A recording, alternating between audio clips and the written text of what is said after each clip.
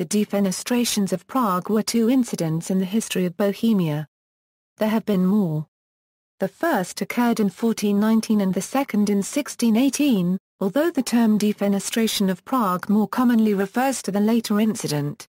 Both helped to trigger prolonged conflict within Bohemia and beyond. Defenestration is the act of throwing someone or something out of a window. First Defenestration of Prague. The first Defenestration of Prague involved the killing of 7 members of the city council by a crowd of radical Czech Hussites on July 30, 1419. Jan Angstrom 1/2 Elevska 1/2, a Hussite priest at the Church of the Virgin Mary of the Snows, led his congregation on a procession through the streets of Prague to the new town hall, on Charles Square. The town council members had refused to exchange their Hussite prisoners. While they were marching, a stone was thrown at Angstrom 1/2 Elevska 1/2 from the window of the town hall. This enraged the mob and they stormed the town hall. Once inside the hall, the group threw the judge, the burgomaster, and some 13 members of the town council out of the window and into the street, where they were killed by the fall or dispatched by the mob. King Wenceslaus IV of Bohemia, upon hearing this news, was stunned and died shortly after, supposedly due to the shock. The procession was a result of the growing discontent at the contemporary direction of the church and the inequality between the peasants and the church's prelates, and the nobility. This discontentment combined with rising feelings of nationalism and increased the influence of radical preachers such as Jan Angstrom 1/2 Elevska 1/2, influenced by Wycliffe, who saw the current state of the Catholic Church as corrupt. These preachers urged their congregations to action, including taking up arms, to combat these perceived transgressions. The first defenestration was thus the turning point between talk and action leading to the prolonged Hussite Wars. The wars broke out shortly afterward and lasted until 1436. Second Defenestration of Prague. The Second Defenestration of Prague precipitated the 30 Years' War. Background In 1555, the Peace of Augsburg had settled religious disputes in the Holy Roman Empire by enshrining the principle of cuius regio, eius religio, allowing a prince to determine the religion of his subjects. The Kingdom of Bohemia since 1526 had been governed by Habsburg kings, who did not, however, force their Catholic religion on their largely Protestant subjects. In 1609, Rudolf II, Holy Roman Emperor and King of Bohemia, increased Protestant rights. He was increasingly viewed as unfit to govern, and other members of the Habsburg dynasty declared his younger brother, Matthias, to be family head in 1606. Matthias began to gradually wrest territory from Rudolf, beginning with Hungary. In order to strengthen his hold on Bohemia, Rudolf in 1609 issued the Letter of Majesty, which granted Bohemia's largely Protestant estates the right to freely exercise their religion, essentially setting up a Protestant Bohemian state church controlled by the estates, dominated by the towns and rural nobility. Upon Rudolf's death, Matthias succeeded in the rule of Bohemia and extended his offer of more legal and religious concessions to Bohemia, relying mostly on the advice of his chancellor, Bishop Melchior Kolze. Conflict was precipitated by two factors. Matthias, already aging and without children, made his cousin Ferdinand of Styria his heir and had him elected king in 1617.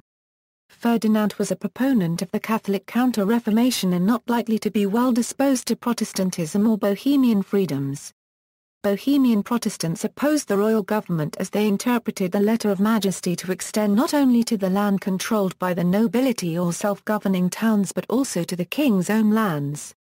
Whereas Matthias and Kolze were prepared to appease these demands, Ferdinand was not, and in 1618 forced the emperor to order the cessation of construction of some Protestant chapels on royal land.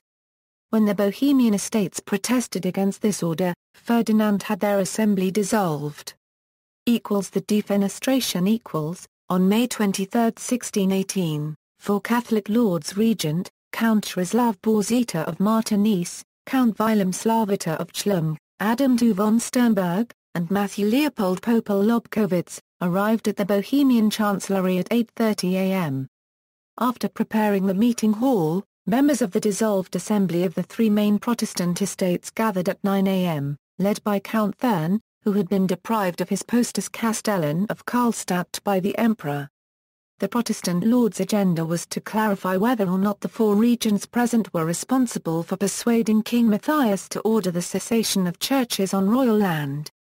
According to Martinez himself, Lord Paul's read aloud a letter with the following approximate content: His Imperial Majesty had sent to their Graces the Lord Regents a sharp letter that was, by our request, issued to us as a copy after the original had been read aloud, and in which His Majesty declared all of our lives and honour already forfeit, thereby greatly frightening all three Protestant estates. As they also absolutely intended to proceed with the execution against us, we came to a unanimous agreement among ourselves that, regardless of any loss of life and limb, honour and property, we would stand firm, with all for one and one for all. Nor would we be subservient, but rather we would loyally help and protect each other to the utmost, against all difficulties. Because, however, it is clear that such a letter came about through the advice of some of our religious enemies, we wish to know, and hereby ask the Lord Regents present, if all or some of them knew of the letter, recommended it, and approved of it. Before the regents gave any answer, they requested that the Protestants give them the opportunity to confer with their superior, Adam von Waldstein, who was not present. If they were given the opportunity, the Protestants would get an official answer to their grievance by the next Friday. The Protestants demanded an immediate answer. Two regents, Adam II von Sternberg and Matthew Leopold Popel Lobkowitz, were declared innocent by the Protestant estate holders and too pious to have any responsibility in the letter's creation. They in turn were removed from the room. However, before leaving, Adam II von Sternberg made it clear that they did not advise anything that was contrary to the Letter of Majesty. This left only Count Wilhelm Slavita of Chlum, Count Czesław Borzita of Martinez, known Catholic hardliners, and Philip Fabricius the secretary to the regents. They eventually claimed responsibility for the letter and, assuming they were only going to be arrested, welcomed any punishment the Protestants had planned.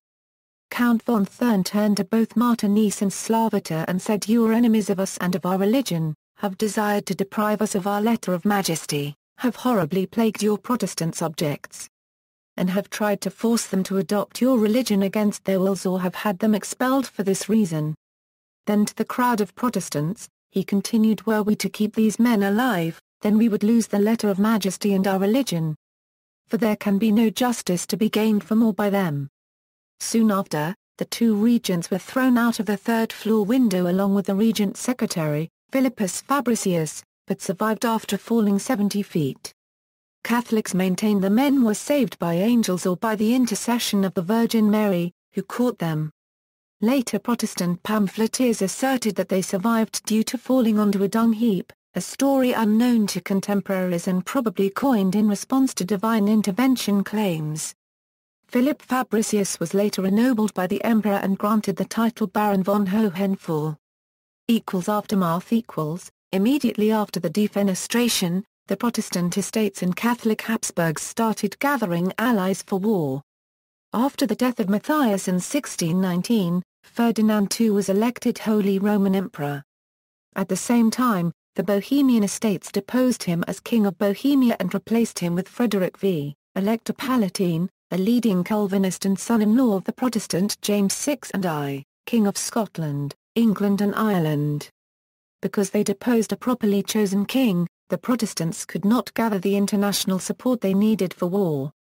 Just 2 years after the defenestration, Ferdinand and the Catholics regained power in the Battle of White Mountain on November 8, 1620. This became known as the First Battle in the 30 Years' War. There was plundering and pillaging in Prague for weeks following the battle. Several months later, 27 nobles and citizens were tortured and executed in the Old Town Square. 12 of their heads were impaled on iron hooks and hung from the bridge tower as a warning. This also contributed to catalyzing the 30 Years' War. Further defenestrations, more events of defenestration have occurred in Prague during its history, but they are not usually called Defenestrations of Prague.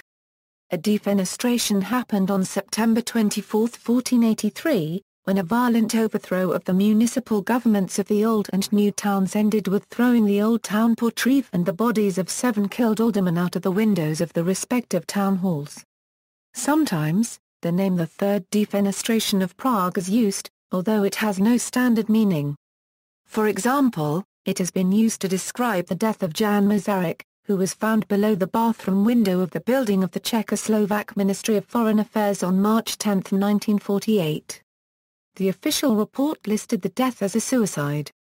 However, it was widely believed he was murdered either by the nascent communist government in which he served as a non-partisan foreign minister, or by the Soviet secret services. A Prague police report in 2004 concluded after forensic research that Masaryk had indeed been thrown out the window to his death. This report was seemingly corroborated in 2006 when a Russian journalist claimed that his mother knew the Russian intelligence officer who defenestrated Masaryk. Notes. References. An English translation of part of Slavata's report of the incident is printed in Henry Frederick Schwartz, The Imperial Privy Council in the 17th Century, pages 344–347.